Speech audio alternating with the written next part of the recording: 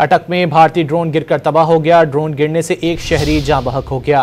Police जराये के मुताबिक अटक के इलाके आवान में सिक्योरिटी फोर्सेस के अहलकारों ने भारतीय ड्रोन मार गिराया। ड्रोन गिरने से महबूब नामी शहरी जाँ बहक हो गया। सिक्योरिटी इदारों ने ड्रोन के मलबे को तहवील में ले लिया। अटक में भारतीय ड्रोन गिरकर तबाह हो गया है। ड्रोन गिरने से एक शहरी जाँ बहक हो गया है। पुलिस जराये के मुताबिक अटक के इलाके ढोकावान में सिक्योरिटी फोर्सेस के अहलकारों ने भारतीय ड्रोन मार गिराया। ड्रोन गिरने से महबूब नामी शहरी जाँ बहक हो गया। सिक्योरिटी इदारों ने ड्रोन के मलबे को तहवील में ले लिया है।